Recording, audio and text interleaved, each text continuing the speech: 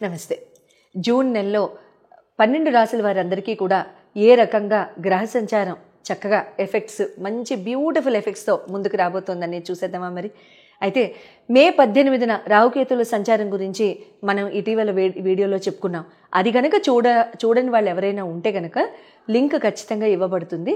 ఆ లింక్ మీద క్లిక్ చేసి రాహుకేతువుల ప్రభావం చేత, గ్రహ సంచారం చేత మనకి ఈ 12 రాశుల వాళ్ళందరికీ కూడా ఏ రకంగా ఉండబోతుందో మీరు తెలుసుకోవచ్చు. ఎందుకంటున్నాను అంటే, రాహుకేతువులు జనరల్గా సంవత్సరంన్నరకి ఒక్కసారి మారే గ్రహాలు. అయితే ఈ సంవత్సరంన్నరకి ఒకేసారి మారే గ్రహాల యొక్క అంటే పెద్ద పెద్ద గ్రహ మార్పులు ఇవి. రాహు కానీ, కేతు భగవానుడు కానీ, గురు భగవానుడు కానీ, శని భగవానుడు కానీ చాలా పెద్ద పెద్ద గ్రహాలు. అంటే వీళ్ళ తీవ్రత ఎక్కువగా ఉంటుంది మిగతా వాళ్ళ తీవ్రతతో కంటే పోలిస్తే. ఎందుకు? మిగతా వాళ్ళందరూ కూడా జనరల్గా తీవ్రత ఉన్నప్పటికీ కూడా ట్రాన్సిట్స్ చాలా ఫాస్ట్గా అయిపోతాయి కాబట్టి తేరుకోవడం చాలా ఈజీ. ఈ నలుగురివి మాత్రం కాస్త తేరుకోవడం కష్టం. సంవత్సరంన్నర, సంవత్సరం, 2.5 సంవత్సరాలు ఈ రకంగా ఉంటాయన్నమాట ఈ నలుగురివి కూడా. కాబట్టి రాహుకేతువుల గ్రహ సంచారం మార్పులు ఎవరైనా చూసి ఉండకుండా ఉంటే కనుక లింక్ ఖచ్చితంగా మీకు ఇవ్వబడుతుంది. ఆ లింక్ మీద క్లిక్ చేసి మీ రాశికి ఏ రకంగా ఎఫెక్ట్స్ అనేవి ఉంటాయనేది మీరు తెలుసుకోవచ్చు. అట్లాగే గురు భగవానుడి యొక్క మార్పులకు కూడా చక్కగా లింక్స్ ఇవ్వబడతాయి. శని భగవానుడి యొక్క మార్పుకు కూడా లింక్స్ ఇవ్వబడతాయి. ఆ 3 లింక్స్ ఇవ్వబడతాయి. వాటి మీద మీరు క్లిక్ చేసుకోండి. అయితే నెల మనం చెప్పుకునే ఈ రాశి ఫలాల యొక్క గ్రహ సంచార మార్పులు జనరల్గా ఈ అన్ని రాశుల్ని, అన్ని గ్రహాలని కూడా తీసుకోవాలి కాబట్టి ఈ నలుగురు గురించి స్పెషల్గా చెప్పడం జరుగుతుంది. అయితే ఈ నెలలో 6వ తారీఖు అంటే జూన్ 6వ తారీఖు తర్వాత జూన్ 15వ తారీఖు రవి భగవానుడు, బుధ భగవానుడు, కుజ భగవానుడు, జూన్ 7వ తారీఖు వీళ్ళందరూ కూడా మారుతారు. సో వాళ్ళ మార్పుల రీత్యా, ఈ నలుగురు మార్పుల రీత్యా ఏ రకంగా ఉండబోతోంది అనేది మనం చాలా చక్కగా చెప్పేసుకుందామా మరి. తులారాశి వారందరికీ కూడా జూన్ నెలలో ఏ రకంగా ఈ గ్రహాలన్నీ కూడా చాలా బ్యూటిఫుల్గా చక్కామని మంచి రిజల్ట్స్ ఇచ్చేస్తాయో చెప్పేసుకుందామా మరి. తులారాశి వారికి మీ రాశ్యాధిపతి వచ్చి శుక్ర భగవానుడు మీకు సప్తమ స్థానానికి రేపు మే 31నే వచ్చేస్తున్నారు.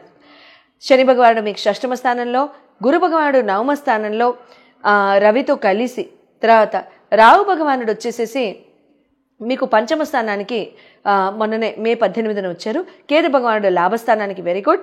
మెర్క్యూరీ అంటే బుధ భగవానుడు సప్తమ స్థానానికి రావడం జరిగింది. సప్తమ స్థానం నుంచి అష్టమ స్థానానికి ఆయన ముందుకు వెళ్ళడం జరుగుతుంది.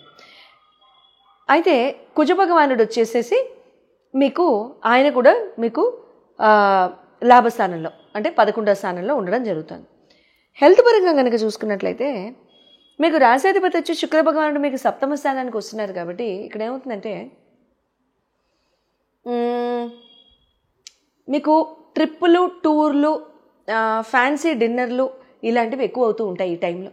ఇలాంటివి ఎక్కువ ఉన్నప్పుడు కాస్త అంటే ఒక 4 ముద్దలు ఎక్కువ లాగించడం, కాస్త దాని మూలాన వచ్చే డైజెస్టివ్ ఇష్యూస్ కానివ్వండి, కాస్త గొంతు పాడవడం కానివ్వండి, లేకపోతే హఠాత్తుగా ఏదైనా మంచి ఫ్రూట్ డ్రింక్ తాగడం కానివ్వండి, ఇలాంటివి చేయడం, లేకపోతే ఏదైనా మిల్క్ షేక్స్ కానివ్వండి, కోల్డ్ ఐటమ్స్ కానివ్వండి తీసుకోవడం జరుగుతుంది.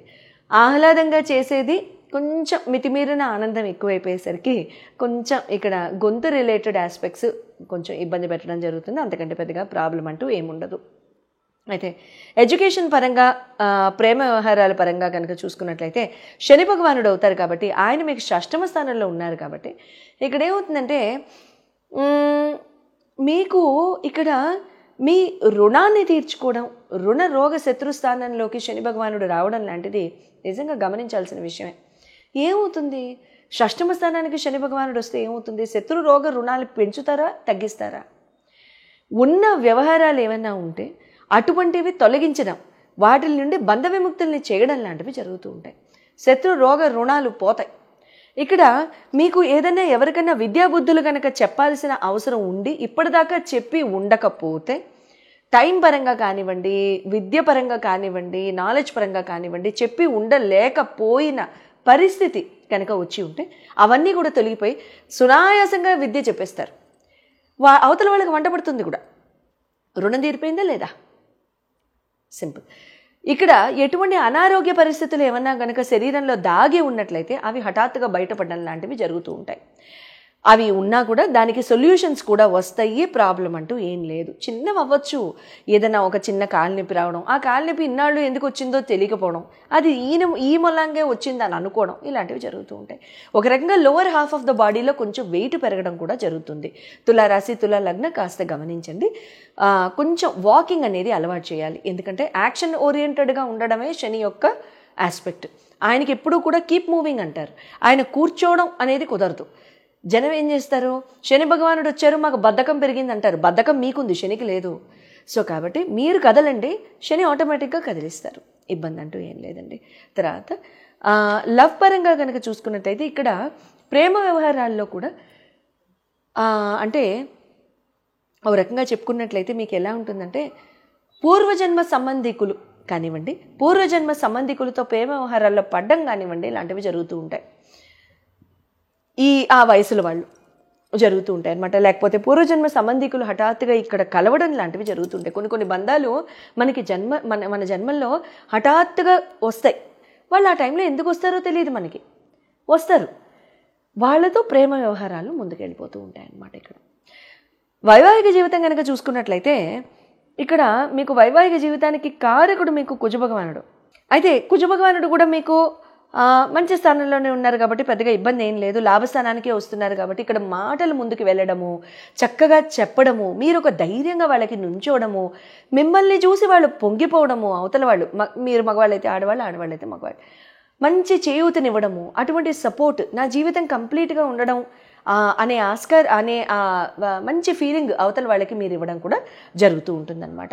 కెరీర్ అండ్ బిజినెస్ పరంగా కనుక చూసుకున్నట్లయితే మీకు నవమాధిపతి మీకు బుధ భగవానుడు, దశమాధిపతి మీకు చంద్ర భగవానుడు అవుతారు. కాబట్టి బుధ భగవానుడు కూడా మనం చెప్పుకున్నాము ఆయన అష్టమానికి మూవ్ అవుతూ ఉంటారు. ఇక్కడ ఎలా ఉంటుందంటే ఈ రోజుల్లో అంటే ఒక 20-24 రోజులు మే 6వ తారీఖు నుంచి కూడా అంటే ఒక 3 రోజులు ముందుకు వేసుకోండి.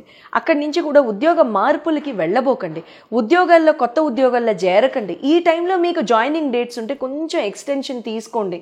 ఎందుకు, ఇటువంటి టైంలో కనుక మీకు జాయినింగ్ డేట్స్లో ఉంటే ఈ ఉద్యోగాల్లో మీరు కంటిన్యూ అవ్వరు.